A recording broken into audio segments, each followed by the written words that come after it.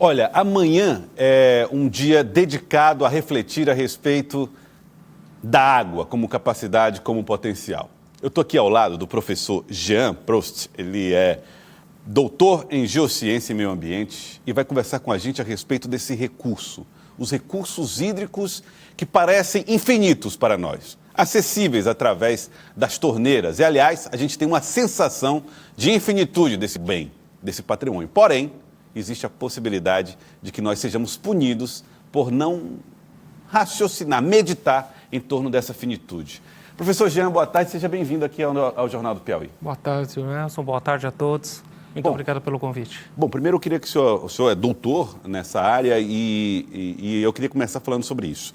Nós temos uma data específica para se refletir a respeito da importância da água, que é amanhã, inclusive, né, onde se faz uma série de debates. Mas, olhando hoje para os nossos reservatórios, todos cheios, alguns sangrando, essa percepção nossa de abundância de água nos traz que tipo de risco quando se fala de finitude do sistema? Na verdade, quando nós estamos pensando na parte de sustentabilidade ambiental, principalmente o recurso água, nós temos uma questão que a água, além de gerar energia no Brasil, que é um recurso, entre aspas, pode ser a parte energética, ele é essencial à vida. Tá? No caso do Piauí, nós temos as estações do ano muito bem definidas, de final de dezembro até começo de maio, com chuvas intensas e depois um tempo de escassez muito grande. Sim. Então, isso nos obriga a gerenciar de maneira mais correta ao longo do ano inteiro um recurso, porque boa parte do ano nós não vamos tê-lo. Então, nós temos uma questão econômica, nós temos uma questão social e temos uma questão ambiental envolvida, o que dá o tripé da sustentabilidade. Na questão econômica, a geração de energia e a utilização para a agricultura dessa água. Tá? Na parte social, nós temos as pessoas que deveriam ter contato com a água para abastecimento público, que hoje nós não temos no Piauí uma parcela substancial. Tá? Você fala pessoas com água encanada, pronto. Água potável encanada.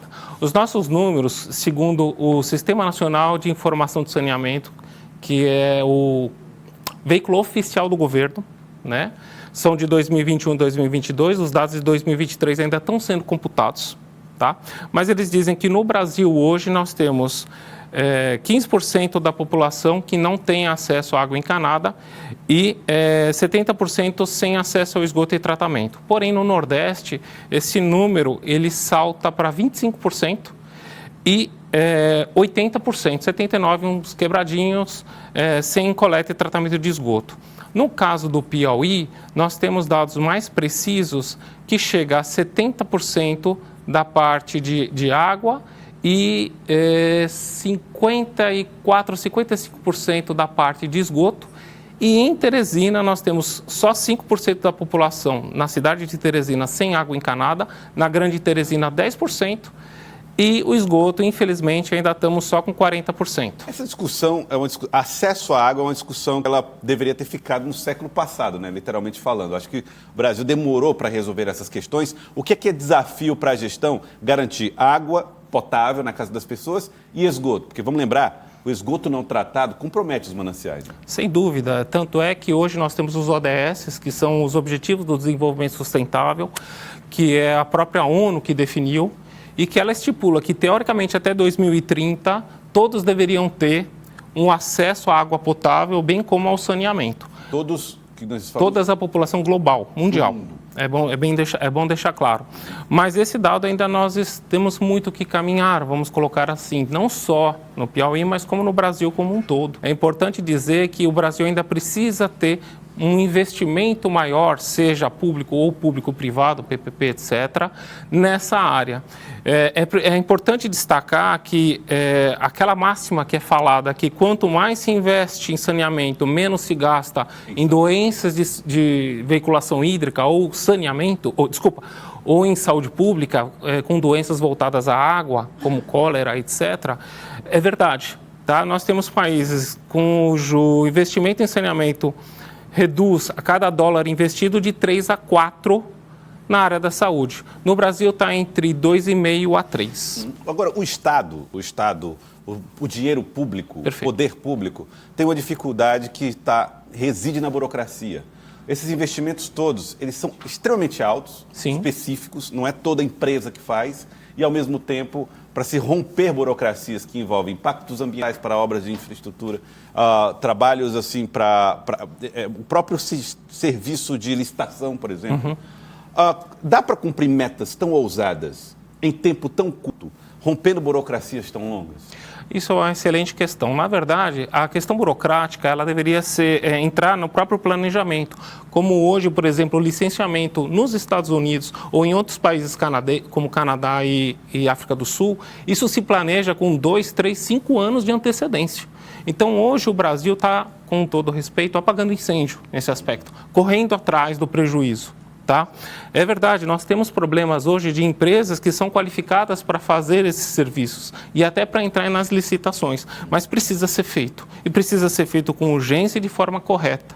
E não sempre está atrasado, porque o atraso gera consequências, principalmente à população, e não só para o meio ambiente, como a parte econômica. Tá. Agora, você até chegou a falar a respeito de parcerias público-privadas, mas uma outra questão que a gente tem observado, que também tem a ver com sustentabilidade, é que para tentar reduzir a burocracia, se acelera processos de licenças ambientais. Sim. Esse tipo de flexibilização não pode gerar um problema outro no que diz respeito à sustentabilidade? Processos mais frouxos para garantir mais desenvolvimento? Qual o risco? Sem dúvida, sem dúvida. Aí nós temos aí uma questão de um dos tripés da sustentabilidade, que é a parte de meio ambiente, que para isso o empreendimento tem que ser licenciado de forma correta. Isso impõe ou imputa uma qualificação ao órgão ambiental que faça essa análise. Hoje já existe por experiência em alguns empreendimentos, como por exemplo, alguns empreendimentos que já foram feitos em outros estados, como estações de tratamento de água, esgoto, alguns danos ambientais, aspectos e impactos ambientais correlacionados a isso. Mas cada local é único. Então, o que a frouxidão, vamos colocar assim, pode ser extremamente prejudicial. Mesmo tendo conhecimentos anteriores, de locais anteriores, que já teve sucesso em outros empreendimentos na área de meio ambiente para licenciamento, pode ser até catastrófico. Citando alguns exemplos em outros estados que, por exemplo, estações de tratamento de esgoto que causaram extremo problema em corpos hídricos. Aí acaba sendo um problema maior. Agora, para finalizar, queria que o senhor dissesse para nós, para pessoas que estão assistindo a gente agora, como é que elas podem fazer diferente para garantir que a gente tenha água potável por o maior tempo possível, para o maior número de pessoas também? Que hábitos cotidianos podem ser feitos de maneira diferente? Perfeito. Quanto à questão das pessoas que estão nos assistindo, é importante saber que a água é um bem finito. Ela acaba, tá? E nós temos um outro problema. Boa parte da água no nosso planeta é salgada, ela não é água doce. E para eu transformar a água salgada em doce, é muito difícil, custa caro e necessita até de elementos químicos, dependendo do tipo de tratamento. Então, a potabilização da água é cara. Então, sabendo dessa questão, vamos tentar usar com parcimônia, vamos tentar usar com inteligência, no bom sentido da palavra, não utilizando a água para fins menos nobres, aquelas que são potáveis. Por exemplo, tomar banhos muito longos ou ficar lavando a calçada com água potável. Para isso, se incentiva o reuso de água, tá? Principalmente o reuso de água de chuva.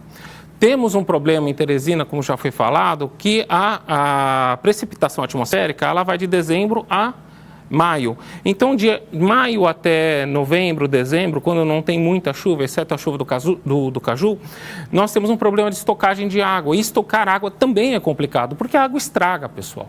Precisa se colocar cloro na água. Você não pode deixar ela muito tempo acumulada. Não pode deixar num tanque, numa caixa d'água por muito tempo? Poderia, mas se você ficar colocando cloro e outros elementos que matam os micro-organismos, que a gente chama de patógenos lá. O problema é o controle disso, porque uma dosagem muito pequena não mata esses patógenos. E uma dosagem muito grande faz mal até à própria saúde do organismo. Pode causar até câncer e outros problemas, como o excesso de cloro e excesso de flúor, quando mal dosados. Por isso que existem limitações na norma, como 1 a 5 miligramas de cloro e 0,1 a 0,4 miligramas por litro de flúor.